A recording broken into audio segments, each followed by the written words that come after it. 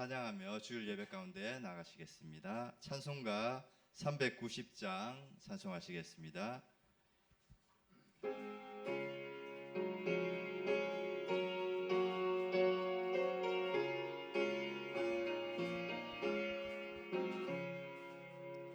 예수가 거느리시니 즐겁고 평안하구나.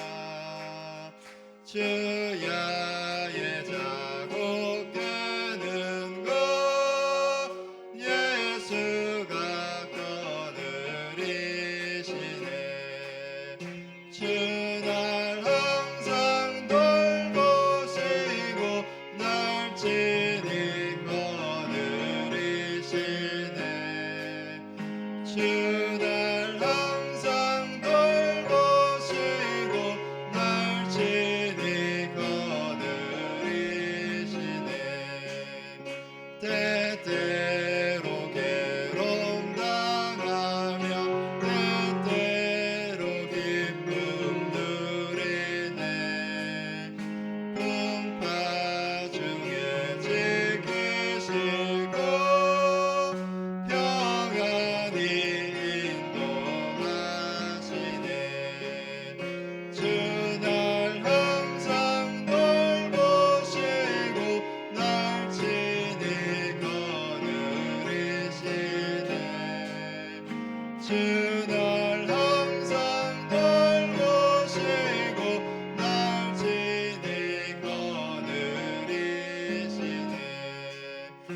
내 주의 손을 붙잡고 천국에 올라가겠네.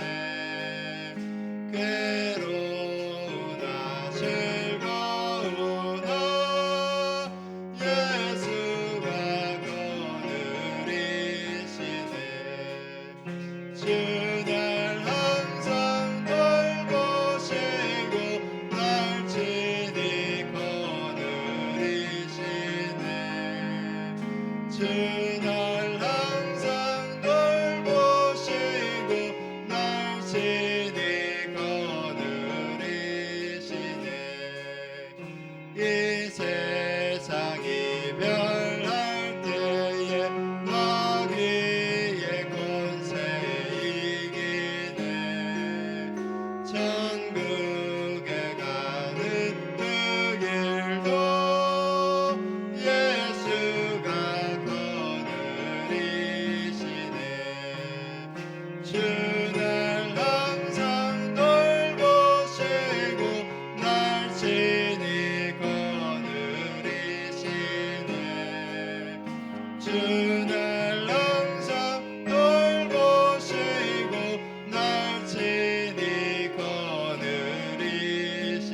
3절로요. 내 주의 손을 붙잡고 천국에 올라가겠네. 괴로우나 즐거우나 예수가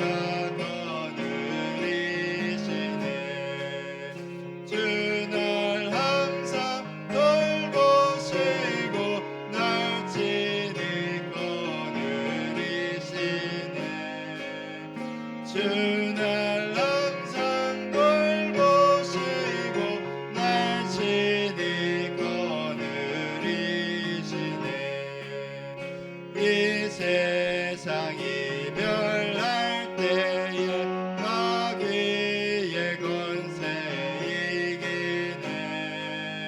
천국에 가는 그 길도 예수가 거느리시네. 주날 항상 돌보시고 날 친히 거느리시네. 주날 항상 돌보시고 날 친히 거느리시네.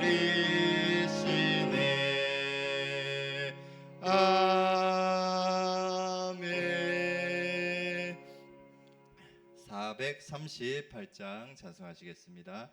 내 영혼이 은총 입어.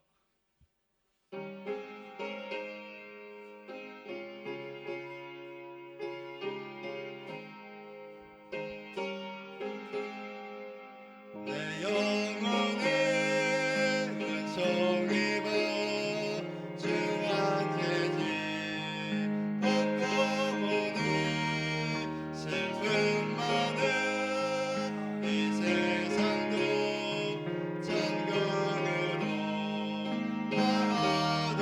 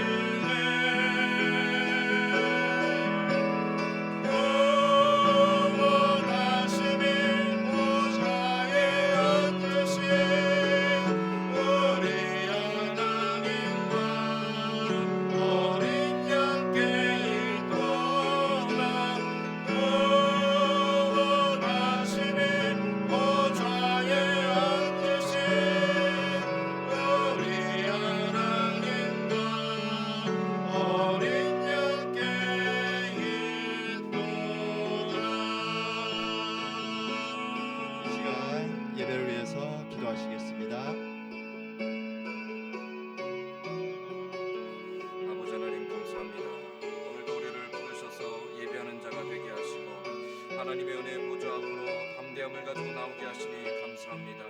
그런 하나님을 예배하기에 부족하고 부끄럽고 한없이 초라한 우리들의 모습을 아버지 하나님 누구보다 주께서 잘 아실 줄 믿습니다.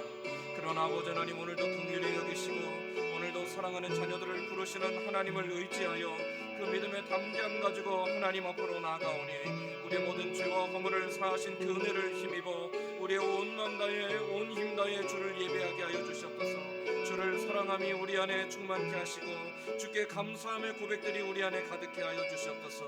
주를 향한 순종과 헌신의 결단함 가지고 예배하는 이 시간이 되게 하여 주시옵소서.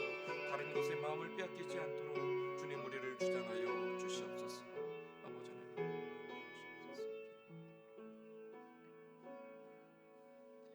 다 함께 묵상 기도하심으로 7월 둘째 주일 오전 예배 하나님 앞에 드리겠습니다.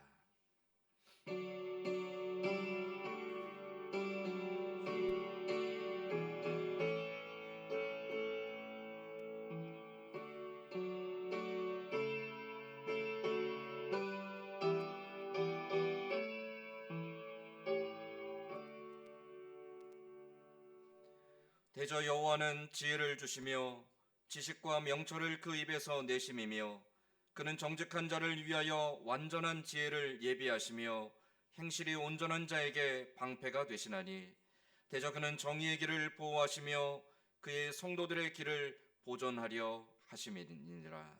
하나님은 영이시니 예배하는 자가 영과 진리로 예배할지니라. 아멘.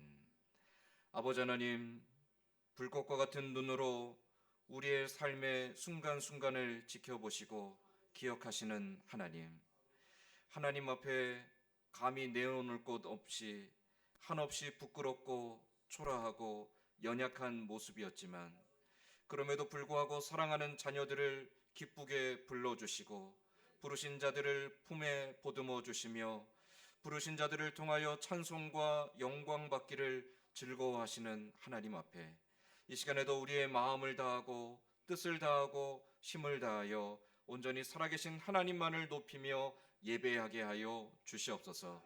성령 하나님께서 우리의 마음과 생각을 주장하사 예배 모든 수석 가운데 주시는 은혜로 말미암아 감사와 기쁨의 고백이 또 순종과 헌신의 결단함이 있는 귀하고 복된 이 시간이 되게 하여 주옵소서. 예배 모든 소를 주께 의탁하오며 예수님의 이름으로 기원하옵나이다. 아멘.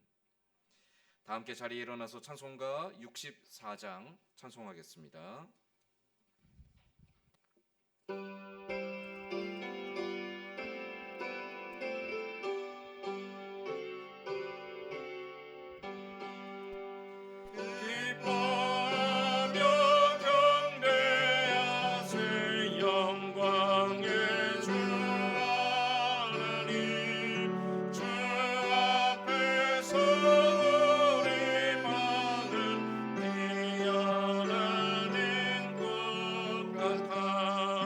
주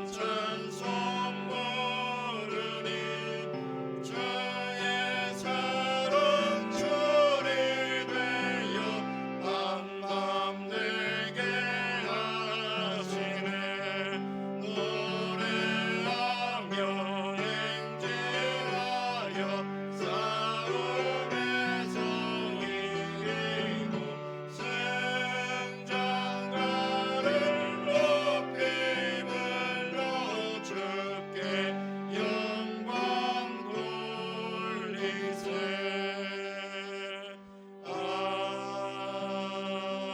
아멘. 교동문은 62번 시편 143편 말씀입니다.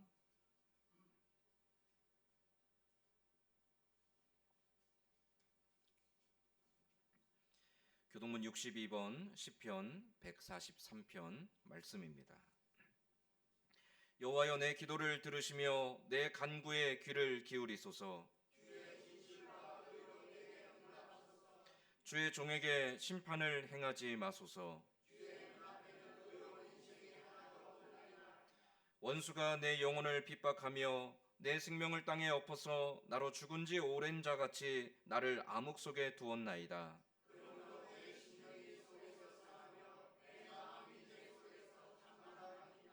내가 옛날을 기억하고 주의 모든 행하신 것을 읊조리며 주의 손에 행하신 일을 생각하고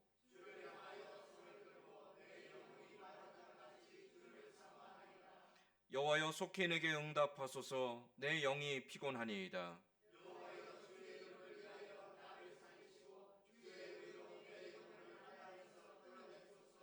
주의 인자하심으로 나의 원수들을 끊으시고 나는 주의 종이니이다. 아멘. 사도신경으로 신앙 고백하겠습니다.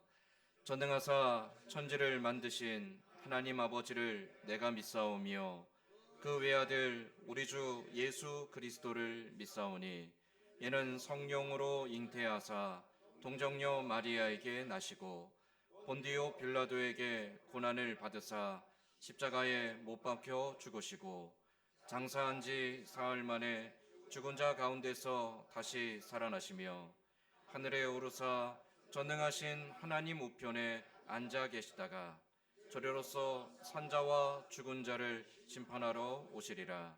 성령을 믿사오며 거룩한 공예와 성도가 서로 교통하는 것과 죄를 사하여 주시는 것과 몸이 다시 사는 것과 영원히 사는 것을 믿사옵나이다. 아멘. 다 자리에 앉아서 찬송가 369장 찬송하겠습니다.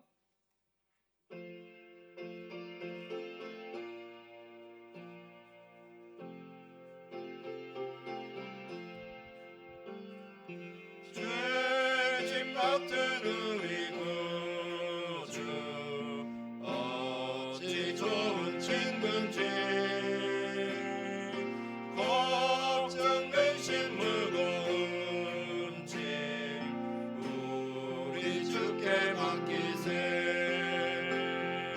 주께 고함 없는 도로 복을 받지 못하네. 사람들이 어찌하여 아랠 줄을 모를까. 시험 걱정 모든 괴로움 없는 사람 누군가. 부질없이 낙심 말고 기도드려 하르세. 이런 진실하신 친구 찾아볼 수 있을까. 우리 약함하시오니 어찌 아니하릴까. 근심 걱정 무거운 짐 아니 진짜 누군가. 피난처는 우리 예수 주께 기도드리세. 세상 친구 멸시하고 너를 조롱하여도 예수 품에 안기어서 참된 위로 받겠네.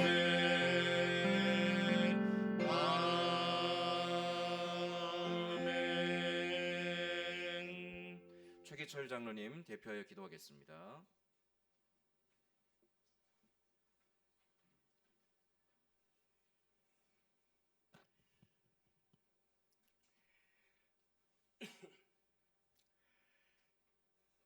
찌는 듯한 열기와 더위 속에서도 우리의 건강과 생활을 지켜주신 하나님 감사합니다. 우리의 필요한 것들을 날마다 새롭게 공급하게 하시는 하나님을 찬양합니다. 우리에게 채워졌던 은혜를 잊어버리고 허공치며 허덕이는 삶에 유념하고 있지는 아니한지 이 시간 되돌아보는 시간이 되게 하여 주시옵소서. 궁핍에 처하지 아니하도록 주님께서 보살펴 주셨지만은 우리의 마음의 눈이 멀어서 식물을 구하며 먹을 것 입을 것을 위해서 전전궁궁하며 주님의 영광을 가리며 부미 없이 살아온 저희들을 용서하여 주시옵소서. 하나님 아버지, 오래 참으시는 하나님, 거룩한 백성으로 당당하기를 원하오니 전전궁궁하지 않도록 축복하여 주시옵소서. 아버지 하나님, 이날에 귀하고 복된 날 주셔서 감사합니다. 넉넉한 마음으로 감사를 드리고 싶지만은 생활의 염려와 근심 걱정이 감사의 길을 막은 자 있습니까? 만 가지의 은혜를 받고도 보답하지 못한 심령 있습니까? 감사의 길 되시고 빛 되신 주님께서 길을 열어주시옵소서. 빛으로 조명하셔서 복을 보게 하시옵소서. 감사의 손길이 축복이 있게 하여 주시옵소서. 행기의 손길이 되게 하시고 아름다운 손길이 되게 하시고 기쁨의 손길이 되게 하여 주시옵소서. 주님께서 허락하신 평안과 안전을 아버지 하나님께서 두었으니 우리 주님께서 축복으로 인도하여 주시옵소서. 주님의 주신 은혜로 우리의 심령과 가정과 생활 위에 평강이 넘치게 하시고 강같이 흐르게 하여 주시옵소서. 하나님의 긍휼하심으로 크신 역사를 일으켜 주시옵소서. 하나님 아버지, 교회가 사랑을 실천하는 교회가 되게 하여 주시옵소서.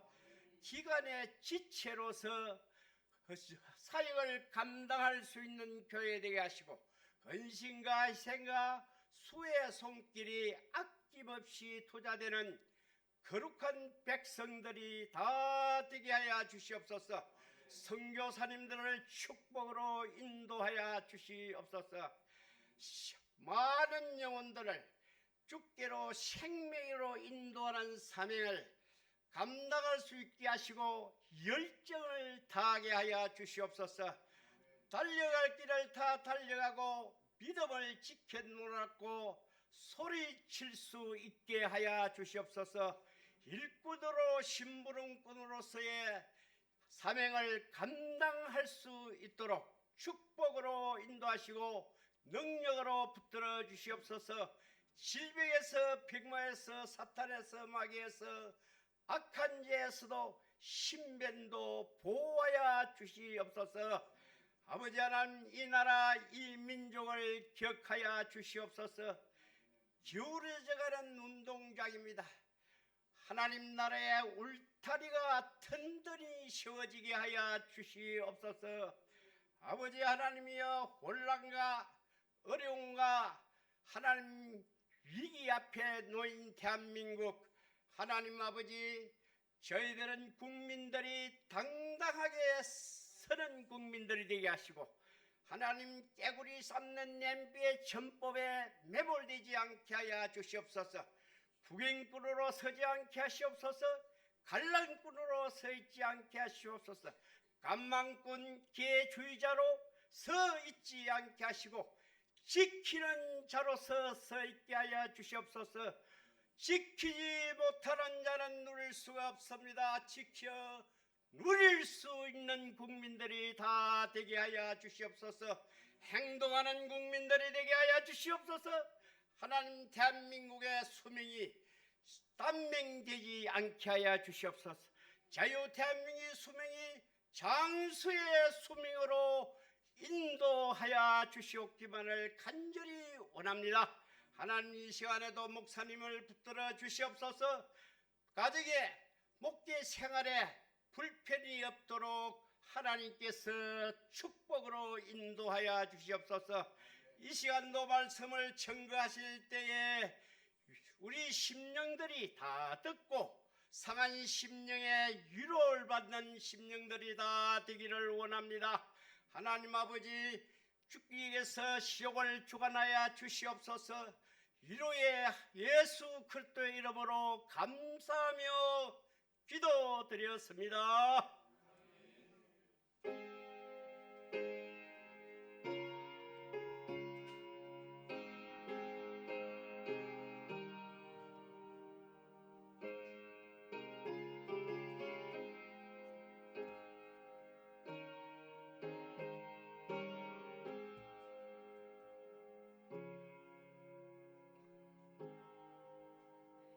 아멘. 오늘 우리 같이 읽을 하나님 말씀은 구약 성경 느헤미야 6장 5절로 9절까지 말씀입니다. 제가 가진 성경은 구약 성경 733페이지에 있습니다. 느헤미야서 6장 5절로 9절까지 말씀입니다.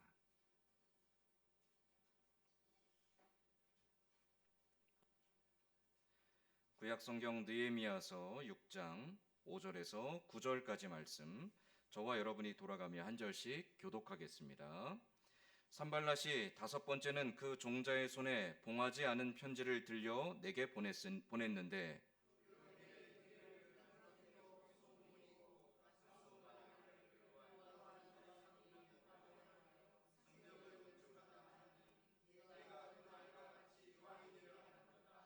또 내가 선지자를 세워 예루살렘에서 너를 들어 선전하기를 유다의 왕이 있다 하게 하였으니 지금 이 말이 왕에게 들릴지라. 그런즉 너는 이제 오라 함께 의논하자 하였기로.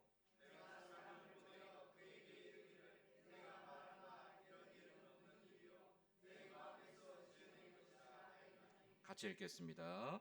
이는 그들이 다 우리를 두렵게 하고자 하여 말하기를 그들의 손이 피곤하여 역사를 중지하고 이루지 못하리라 함이라. 이제 내 손을 힘있게 하옵소서 하였노라. 아멘. 그래도 오늘은 구름이 끼고 비가 온다고 해서 날이 조금 시원합니다. 네, 여러분 건강 조심하시고요. 우리가 이번 주부터 예배 시간에 간편복을 입으시라고 했는데 사실은 저는 제가 이제 강단에 선 게 28년째인데요. 28년 동안 주일 오전 예배 때 타이를 안 메고 선 게 사실 오늘이 처음입니다. 전에 있던 다른 교회에서도 계속 주일날 편안하게 입고 오십시오라고 말은 하지만 제가 스스로 그게 안 되더라고요. 그래서 항상 저는 이제 오전 예배도 항상 타이 입고 자켓을 입었는데 오늘은 용기를 내보았습니다. 지금 사실은 되게 뭔가 한쪽에 벗고 있는 느낌이에요. 그런데 올라와서 이제 앉아서 기도하면서 그런 기도를 했습니다. 하나님, 제가 잘 차려 입고 잘 갖춰 입고 잘 양식을 갖추어 입고 그렇게 해서 내 스스로 하나님 앞에 경건하고 의롭다 자만하지 않게 하여 주옵소서. 하나님, 내가 이 강단에 서서 하나님의 말씀이 아닌 사람의 말과 허탄한 말들로 내 입을 더럽히며 하나님을 욕되게 하면서 내가 양식을 갖추었다고 스스로 자만해지는 교만에 빠지지 않게 해주시옵소서. 그런 기도를 했습니다.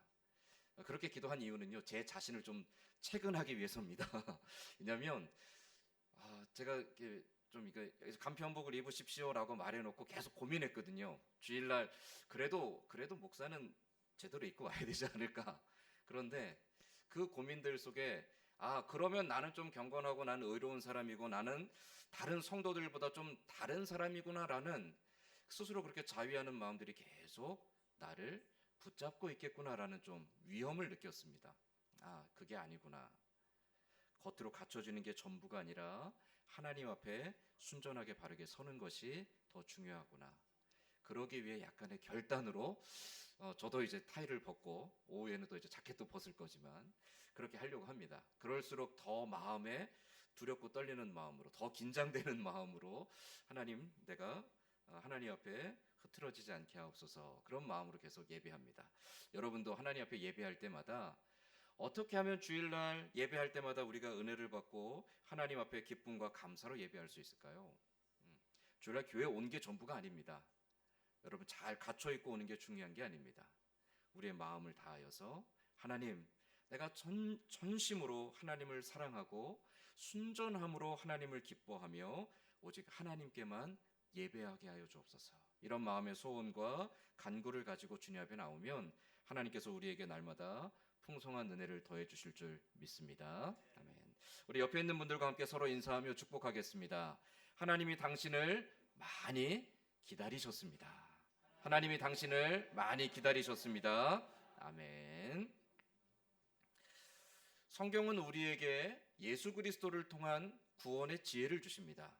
말씀을 통해서 하나님이 계획하신, 또 예수 그리스도 통해 이루신 구원이 무엇인지, 또 그 구원이 장차 어떻게 완성될 것인지에 대하여 성경은 우리에게 명확하게 가르쳐 주죠. 그런데 성경이 그 구원의 은혜만 말하는 것은 아닙니다.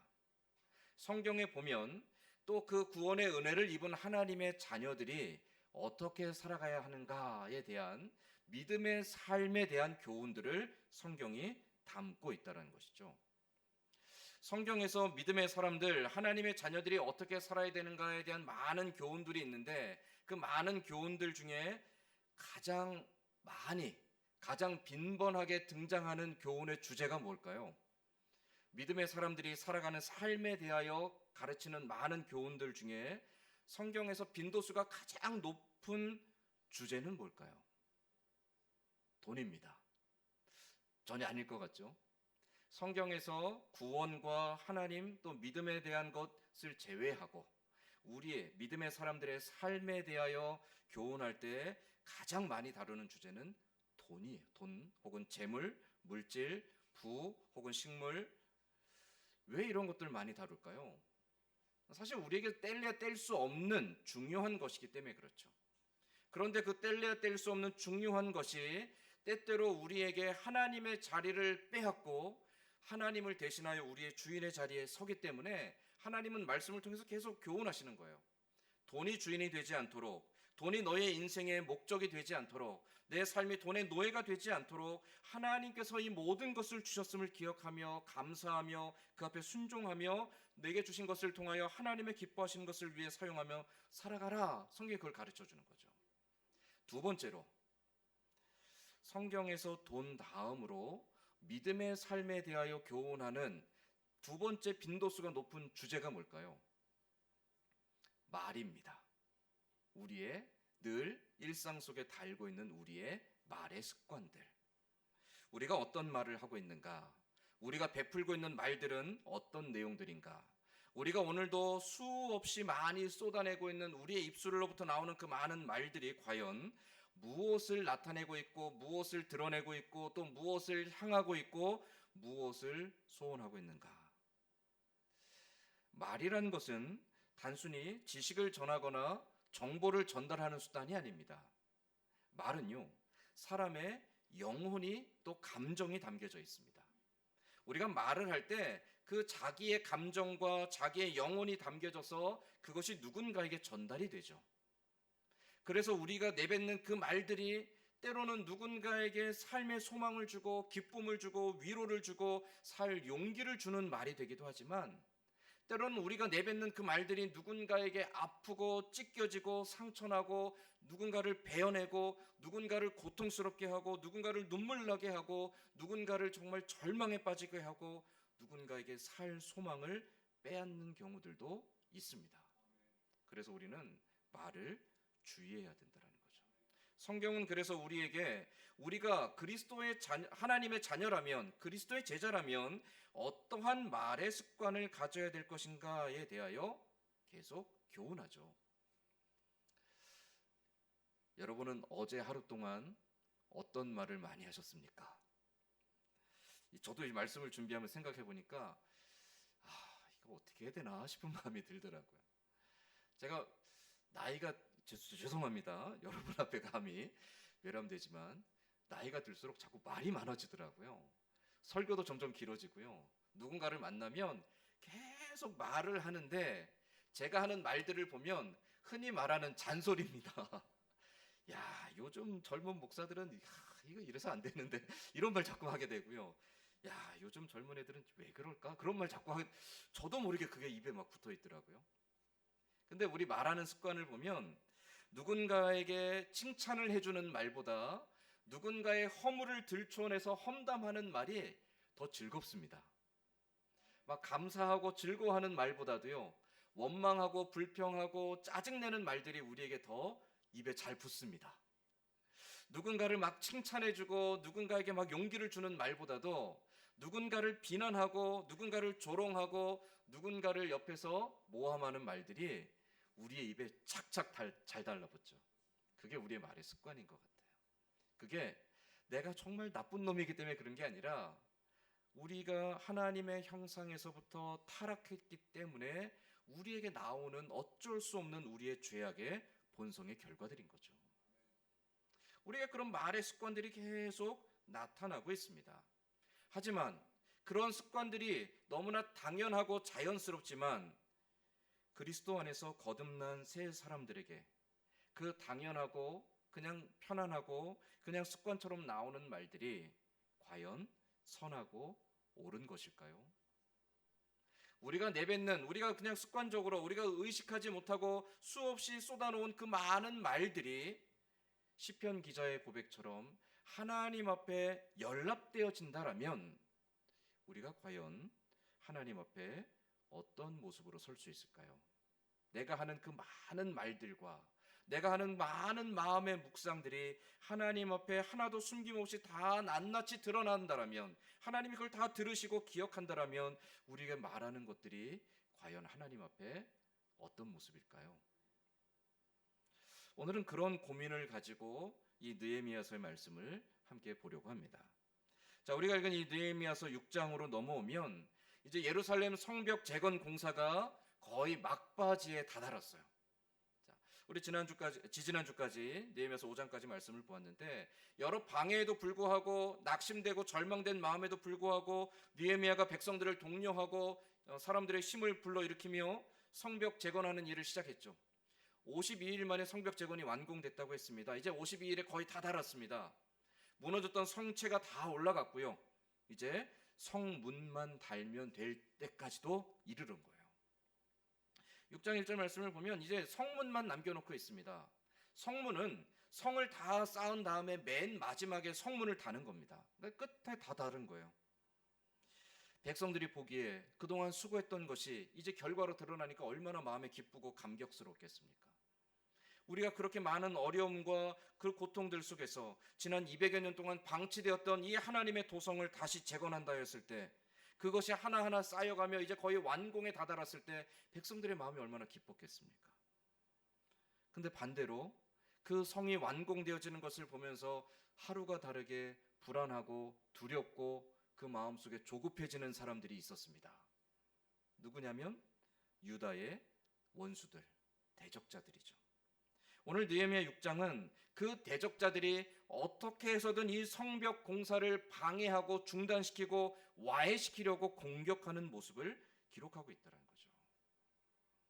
산발락과 도비아와 게셈, 그들은 계속 비방하는 말과 거짓된 모함으로 유다 백성들에게 계속 혼란을 일으켰습니다. 그 성벽 재건하는 공사를 계속 막으려고 했죠. 그럼에도 불구하고 느헤미야가 흔들리지 않아요. 계속 이 일이 진행되고 이제 거의 막바지에 다다릅니다. 그러니까 이들이 더 조급해집니다. 어떻게 할까 고민하죠. 어떻게 해야 저 예루살렘 성을 완공 못하게 막을 수 있을까? 이제 방법은 하나입니다. 이 모든 공사를 총 진행하고 있는 총독 느헤미야를 넘어뜨리면 됩니다. 이제는 느헤미야만 잡아뜨리면 백성들은 와해될 것이고 백성들이 와해되면 성벽은 더 이상 재건되지 못할 거예요.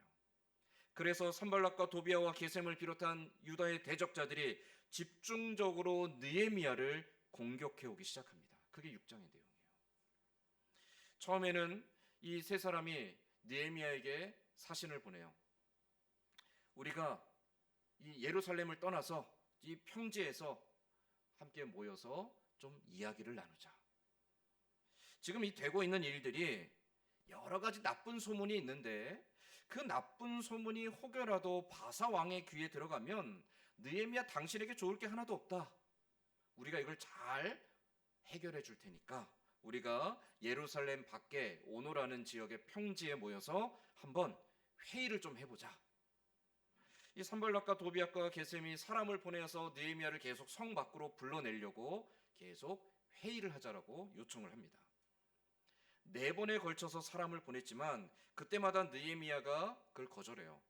왜 불러내는지를 알고 있기 때문에 느헤미야가 이 성을 떠나서 예루살렘 성 밖으로 나오면 어떤 일이 있을지 알 수 없기 때문에 느헤미야는 계속 그 요청에 거절합니다. 갈 수 없다. 내가 지금 성을 비울 수 없다라고 거절하죠.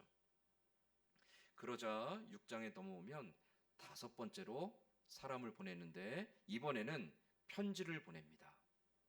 구두로 우리가 모여서 좀 이야기를 나누자가 아니라 이번엔 편지를 보내요. 그런데 이상한 것은 편지를 보내는데 그 편지를 밀봉하지 않은 상태로 느헤미야에게 보냅니다. 편지를 밀봉하지 않았다. 뭔가 다분히 의도성이 있는 거죠. 누구든지 중간에서 이 편지를 좀 보라는 겁니다. 봐도 티나지 않으니까 누가 좀 중간에서 보고 그 본 내용들을 백성들에게 좀 이렇게 입소문을 내서 지금 이 상황이 빨리 소문이 퍼져서 느헤미야에게 불리하게 만들고자 의도적으로 밀봉하지 않은 편지를 다른 사람들의 손을 통하여서 느헤미야에게 보냈다라는 거죠. 그럼 어떤 내용을 편지에 써서 보냈을까요? 우리가 읽었던 6절 말씀에 보면 이 산발락과 도비아와 게셈이 느헤미야에게 밀봉되지 않은 채로 보낸 편지에 이렇게 기록하고 있습니다. 6절 말씀에 그 글에 이르기를 이방인 중에도 소문이 있고 가스무도 말하기를 너와 유다 사람들이 모반하려 하여 성벽을 건축한다 하나니 내가 그 말과 같이 왕이 되려 하는도다.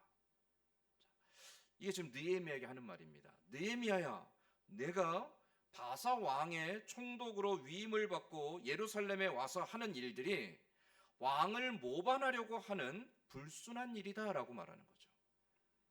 가스무라는 총독도 이 예루살렘 밖에 있는 유다 밖에 있는 총독도 이 일에 대하여 심히 우려하고 있고 느헤미야 당신에 대하여 의심하고 있다. 네가 이 성벽을 재건하고 건축하는 이 모든 일들은 왕에게 진노가 될 것이다 라고 편지하고 있습니다. 사실 느헤미야 행동은 의심을 사기에 충분합니다. 느헤미야는 바사 왕의 술 맡은 관원으로 바사 왕국에서 충분히 모든 걸 풍족하게 누리던 사람입니다. 근데 그 모든 걸 다 버리고 예루살렘으로 돌아왔죠. 그가 왜 굳이 자기의 평안하고 풍요롭고 안정된 삶을 버리고 예루살렘으로 돌아갔는가? 바사 왕국에 속한 사람들은 좀 이해하기 어려웠습니다. 아니 여기 이렇게 풍족한데 이렇게 넉넉한데 이렇게 권세를 누릴 수 있는데 굳이 모든 걸 다 버리고 그 황폐한 곳으로 돌아간다니 제정신인가? 아니 뭔가 다른 꿍꿍이가 있는가? 그렇게 생각할 만했습니다. 그렇게 돌아온 느헤미야가 오자마자 한 일은 백성들을 규합해서 성을 재건하는 일입니다. 예루살렘 성은 과거에도 여러 차례 재건을 시도했지만 왕들이 그 일을 금하여서 못했습니다. 바벨론에 의해서 예루살렘이 무너진 지 약 200년 동안 성이 재건되지 못했던 이유는 성을 재건하려고 할 때마다 그 일들을 반역이라고 여겨서 계속 제재했기 때문입니다. 근데 그 일을 하고 있어요. 의심할 만하죠. 만약 이것이 또다시 의심을 불러일으켜서 바사 왕의 진노를 사게 되면 느헤미야는 총독의 자격을 박탈당할 것이고요. 성벽 재건에 참여했던 유다 백성들은 다 또다시 포로로 압송될 수도 있고 예루살렘은 또다시 황폐해질 수 있습니다. 왜냐하면 바사 왕은 굉장히 지금 예민합니다. 바사 왕이 여러 나라들을 민족들을 제패하며 큰 제국을 건설했지만 끊임없이 반란이 일어나요. 그 반란을 제압하기 위해서 반란이 일어날 때마다 군대를 보내서 잔혹하게 반란을 일으킨 민족들을 학살했습니다. 짓밟았습니다. 그 사실을 알고 있었기 때문에 혹시라도 또다시 왕이 의심하여 예루살렘 성을 재건한다라는 것이 왕을 배반하는 것이라고 인식하면 예루살렘에 또다시 피바람이 불 겁니다. 그 사실을 이 산발락과 도비아와 게셈은 백성들이 알기를 원했습니다. 그래서 그 내용을 편지에 써서 밀봉하지 않은 채로 일부러 여러 사람의 손을 통해 느헤미야에게 보낸 거예요. 중간에 누군가 그것을 보고 이 내용을 백성들에게 빨리 소문을 퍼뜨리라는 것이죠. 그러면 백성들에게 두려움이 전파될 것이고 그 두려움은 지금 그렇게 용기를 내어서 성벽 재건하는 일을 중단하게 할 것이고 백성들이 중단되면 결국 이 일들은 느헤미야가 아무리 나서도 할 수 없을 거라는 것이죠. 그리고 이 소문이 점점 더 퍼져서 주변의 다른 총독들에게 전해지면 그 총독들이 바사 왕에게 또다시 공문을 보낼 것이고 바사 왕은 느헤미야를 소환할 것이고 그러면 예루살렘은 또다시 황폐해질 겁니다. 산발락과 도비아와 게셈은 그러한 계략을 가지고 그런 술수를 가지고 이 편지를 보냈던 겁니다. 어떻게 보면 일이 완공되어져 갈수록 느헤미야와 예루살렘에 찾아오는 공격은 점점 더 심각해지고 있는 거죠. 어떻게 해야 될까요?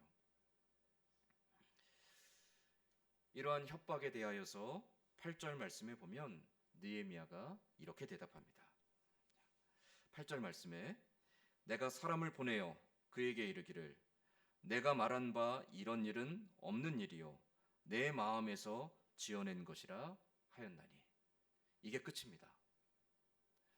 느헤미야가 산발락과 도비아와 게셈이 보낸 네가 지금 왕을 배반하려고 한다. 성을 재건하는 것이 잘못된 일이다. 이것이 왕의 진노를 살 것이다. 내가 곧 이 일로 인하여 징계를 받을 것이고 예루살렘에 또다시 피바람이 불 것이다. 온갖 말들로 비방하고 모함하고 협박하는 말의 편지를 받았는데 그 편지를 받은 느헤미야의 대답은 아주 단촐했습니다.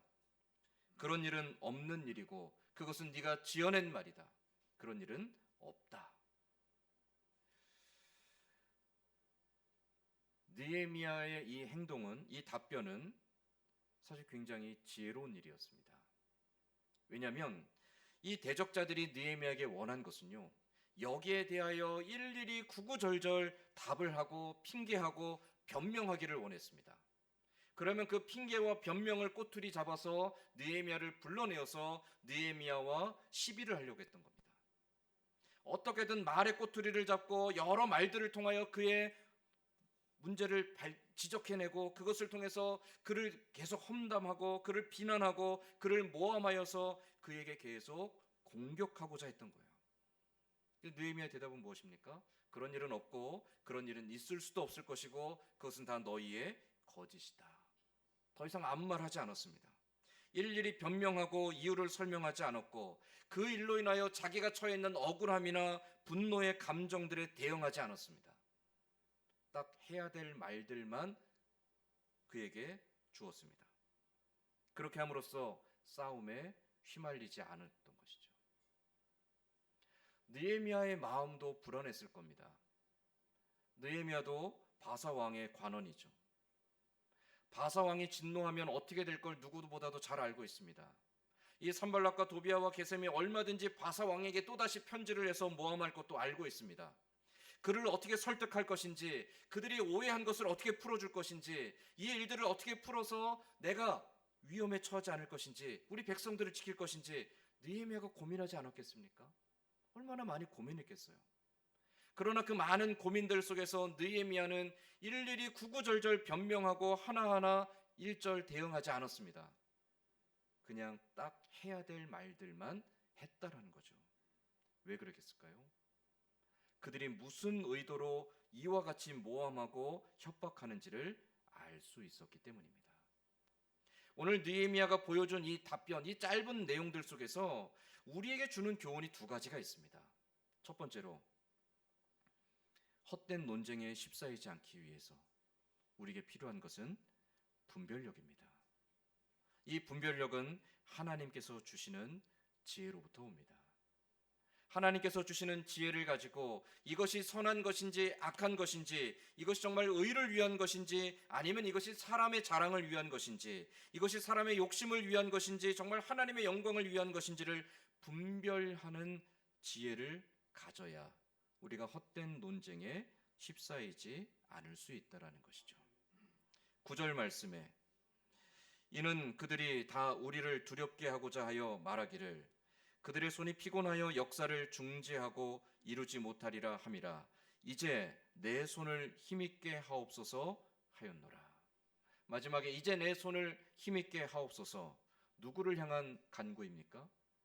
느헤미야가 하나님께 하는 간구예요. 하나님, 이제 내 손을 힘있게 하옵소서. 내 손을 힘있게 해달라는 이 말의 의미는 첫 번째가 분별력을 말하는 겁니다. 하나님, 나에게 지혜를 주십시오.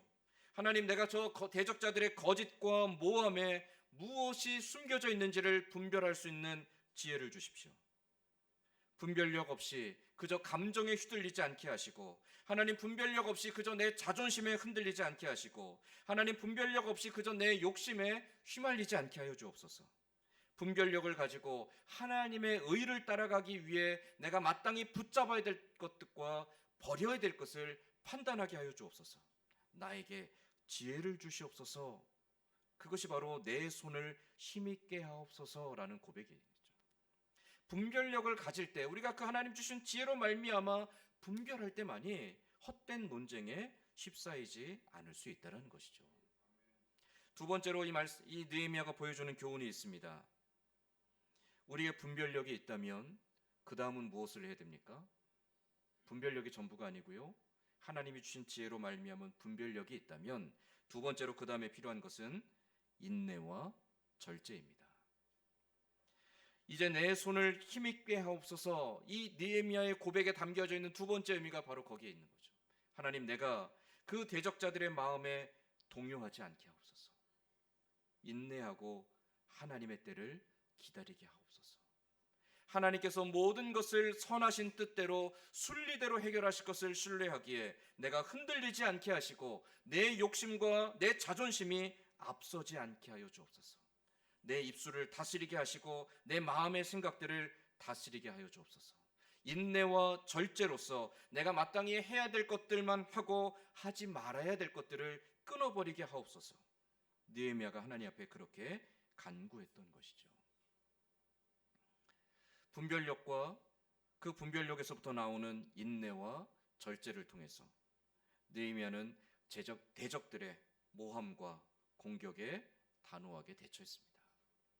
그들은 느헤미야와 더불어서 논쟁을 일으키고 그 논쟁을 통해서 분란을 만들어내고 그 분란을 통해서 결국 하나님의 일을 실패하게 만들고자 했습니다.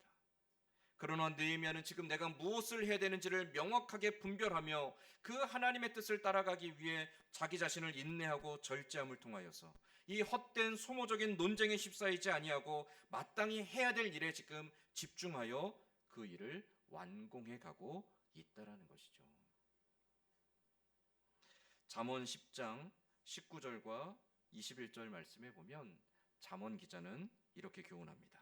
잠언 10장 19절과 21절 말씀을 우리 같이 한번 읽겠습니다. 잠언 10장 19절과 21절 같이 읽겠습니다.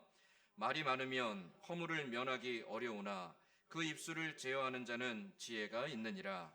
의인의 입술은 여러 사람을 교육하나 미련한 자는 지식이 없어 죽느니라. 아멘. 우리는 말을 많이 하면 지혜롭고 지식이 많은 사람인 것처럼 착각합니다. 그런데 사람은요, 말을 많이 하면 할수록 실수가 드러납니다. 여러분, 죄를 지어서 교도소 가본 적 없으시죠? 재판을 받아본 적 없으시죠? 재판을 받으려면요, 재판 받기 전에 검찰에 이제 가잖아요. 검찰에 가면 검사들이 앉아서 그 사람의 죄를 자백하도록 계속 말을 시킵니다. 말을 많이 하면 할수록 그에게 숨겨져 있던 죄가 하나하나 다 밝혀집니다. 그래서 침묵하고 말을 안 하면 감춰져요. 그래서 어떻게든 그 죄를 지은 사람이 말을 하도록 만듭니다. 말을 계속 많이 만들어서 말을 계속 많이 하게 해서 결국 그의 말에 허점을 찾아내고 실수를 하고 그 말에서부터 그의 죄를 다 들춰내게 그 전략을 씁니다. 근데 똑같아요. 우리도 말이 많아지면 실수가 나와요. 성경이 우리에게 끊임없이 권면하는 바는 말을 다스리라는 겁니다. 내가 많은 말을 할지라도 그 말들이 유익하지 않으면 하나도 담을 것이 없다라는 거죠. 하나님 앞에 쓰일 것이 하나도 없다라는 거죠. 그래서 우리의 말하는 것을 다스리고 절제하고 또 절제해서 하나님 앞에 아름답고 선한 것, 정제된 그 말 한마디를 내어놓는 것이 무엇입니까? 때에 맞는 말입니다. 때에 맞는 말은 잠언에서 옥구슬과 같다고 하죠.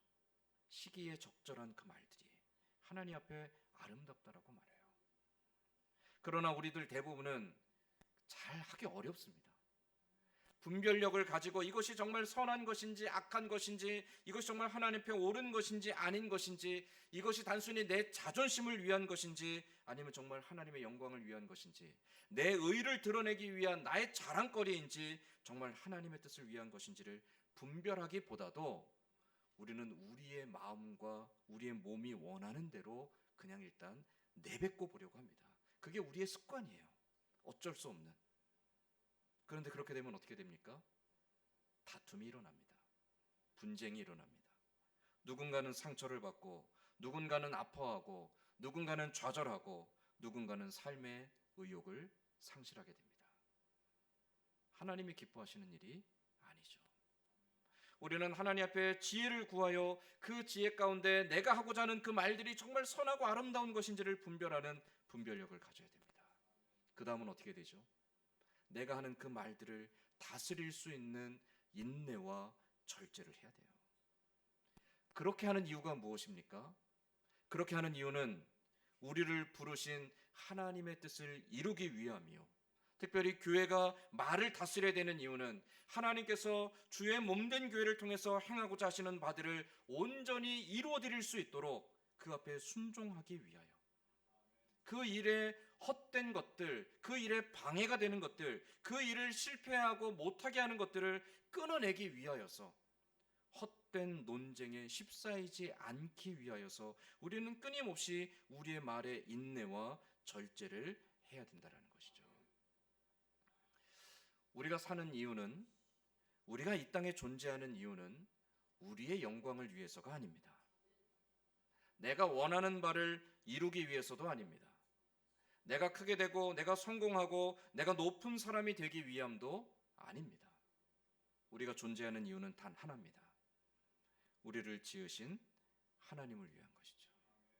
하나님이 왜 우리를 살게 하시는지, 하나님이 왜 우리를 이 땅에 보내셨는지, 우리는 그 하나님의 뜻을 위해 오늘을 살아가는 사람들이에요. 교회도 마찬가지입니다. 여러분, 교회가 왜 존재할까요? 왜 이곳에 하나님께서 53년 전에 선진교회를 세우셨을까요? 왜 이 땅에 그 수많은 교회들을 하나님이 세우셨을까요? 교회가 존재하는 이유는 하나입니다. 하나님의 기뻐하시는 뜻을 이루기 위해서죠.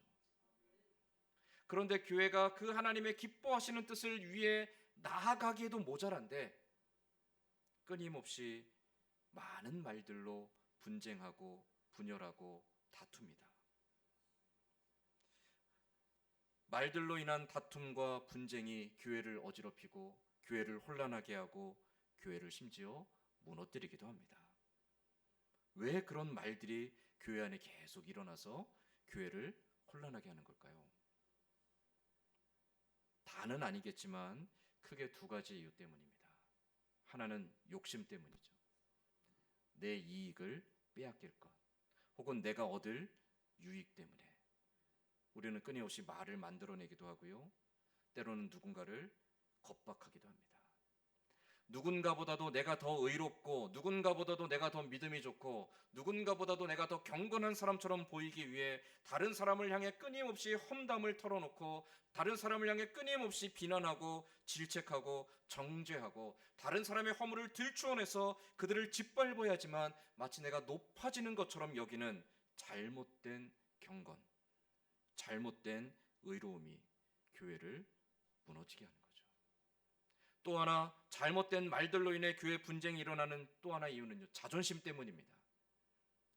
그 사람이 내 자존심을 건드렸기 때문에 나도 그에게 독한 말로, 가시가 돋친 말들로 누군가를 또다시 상처내고 해야내고, 누군가가 내 자존심을 건드렸기 때문에 나도 내 자존심을 지키기 위해서 끊임없이 악한 말들을 쏟아내고, 그런 일들이 교회를 결국은 아프게 하고 무너지게 한다는 것이죠.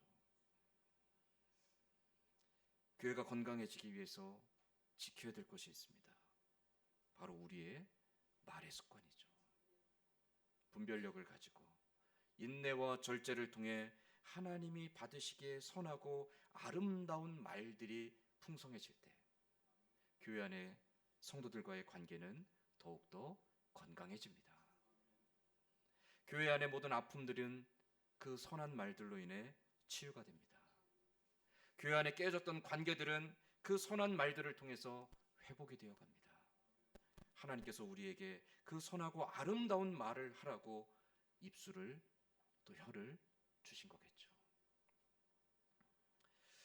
느헤미야에게 위험이 닥쳤습니다.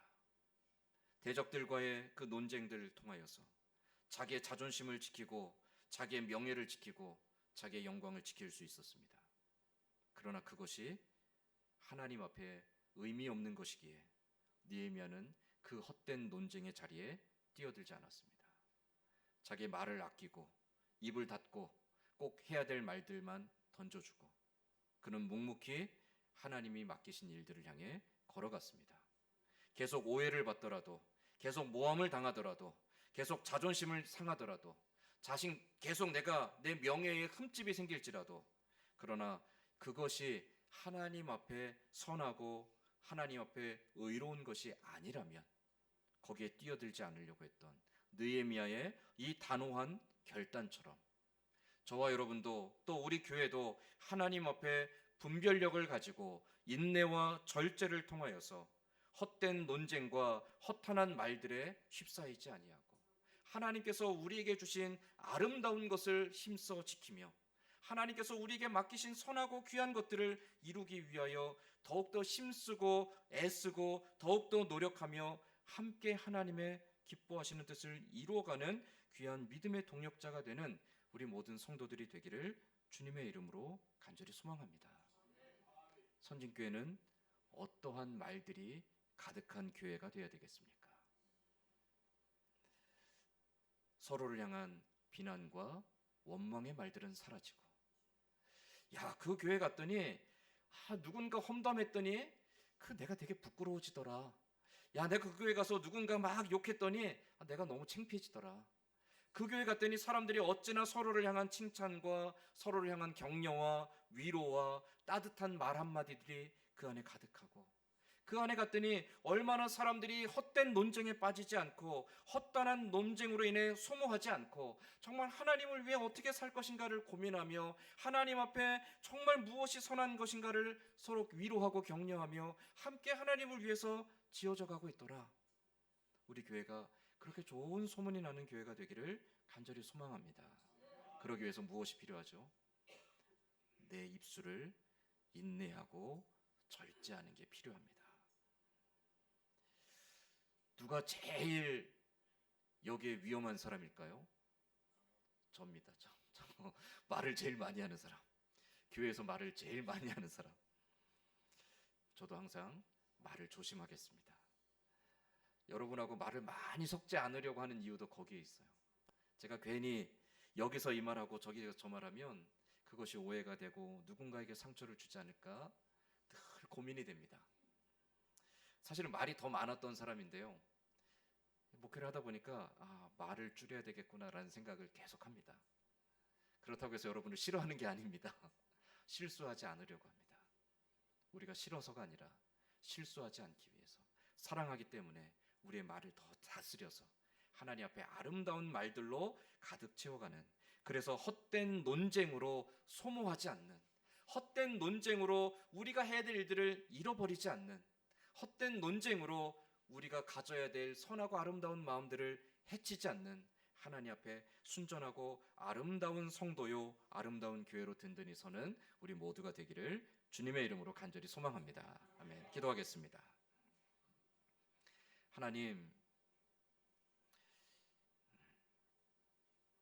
살아가며 수없이 많은 말들을 합니다.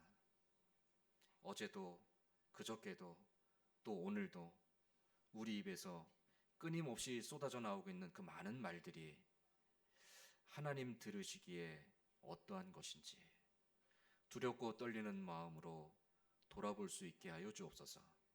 하나님, 우리가 하는 그 말들에 분별력을 주시옵소서. 하나님, 지혜를 주셔서 선한 것인지 악한 것인지, 정말 하나님을 위한 것인지 아니면 나를 위한 것인지 우리 말에 분별력을 가진 사람이 되게 하여 주옵소서. 또한 아버지 하나님, 우리의 말에 인내와 절제를 더하여 주시옵소서. 헛된 말들로, 헛된 욕망으로, 헛된 자존심으로 마땅히 해야 될 것들을 잊어버리고 마땅히 따라가야 될 방향을 놓치고 헛된 논쟁에 휩싸인 채로 그렇게 소모하고 무너지는 안타까운 인생 되지 않게 하시고, 하나님, 우리의 말을 다스려 우리가 마땅히 해야 될 길을 향해 나아가며 서로 힘이 되고 위로가 되고 서로 격려가 되는 아름다운 말의 열매들이 가득한 우리의 삶과 또 우리의 교회가 되게 하여 주시옵소서. 하나님 앞에 선하고 아름다운 말들로 하나님을 기쁘시게 하고 성도를 세워가는 귀한 교회가 되기를 간절히 기대하고 소망하며 예수님의 이름으로 기도드리옵나이다. 아멘. 찬송가 350장 찬송하며 준비한 헌금 하나님께 봉헌하겠습니다.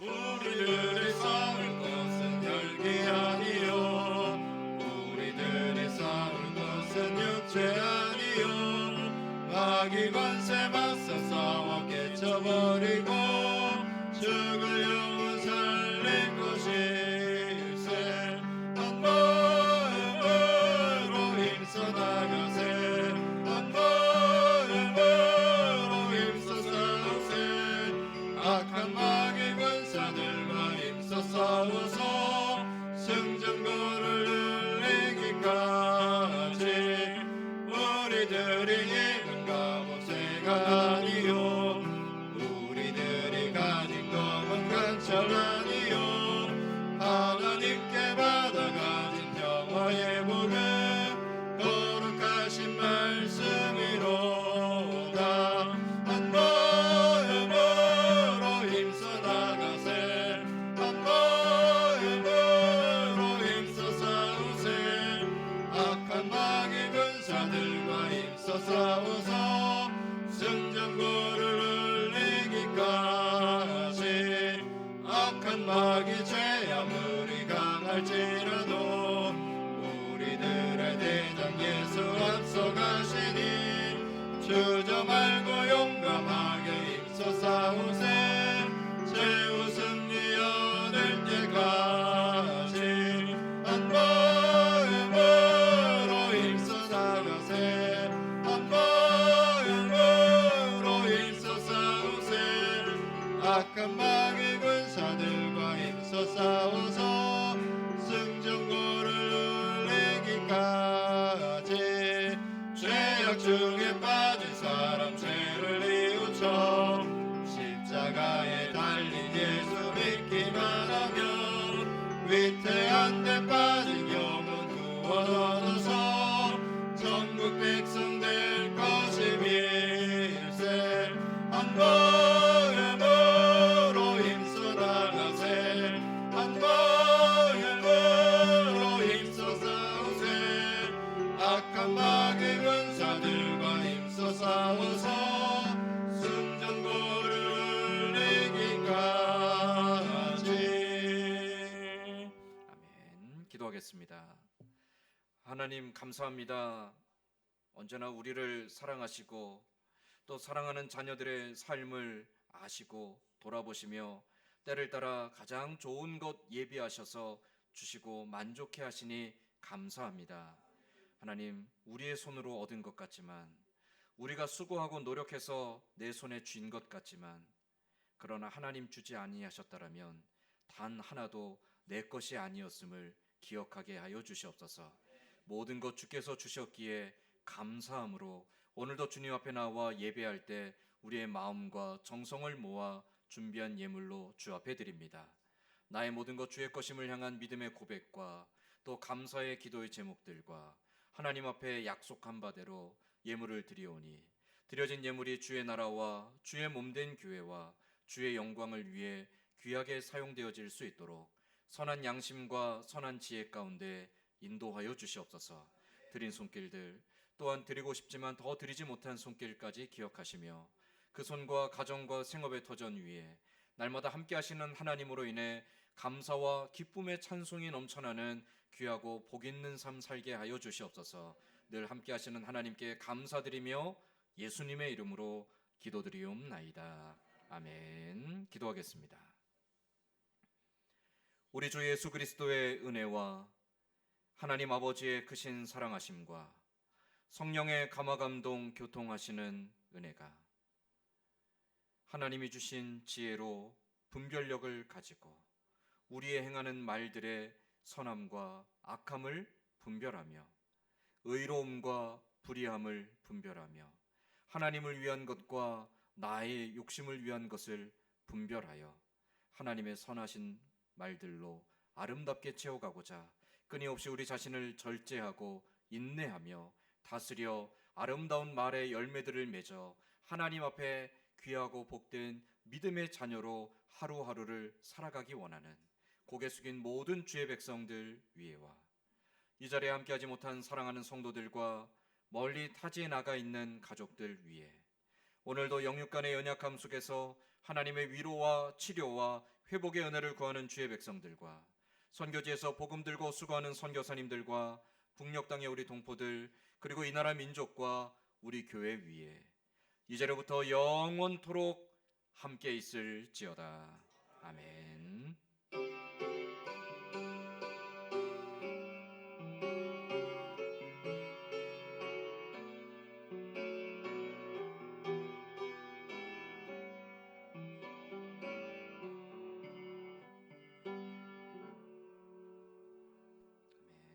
장로님 나와서 교회 소식 전하겠습니다.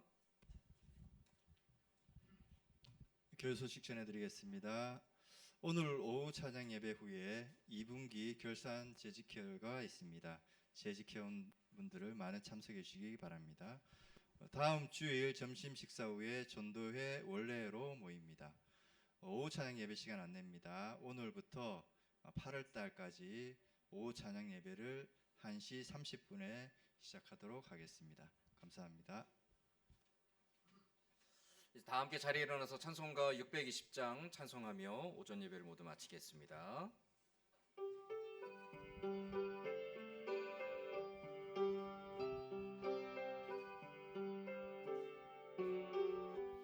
여기에 모인 우리 여기에 모인 우리 주의 은총 받은 자여라. 주께서 이 자리에 함께 계심을 아노라. 언제나 주님만의 찬양하며 따라가리니. 우리 옆에 있는 분들을 보며 서로 축복하며 찬양하겠습니다. 당할 때도 함께 계심을 믿노라. 이 믿음 더욱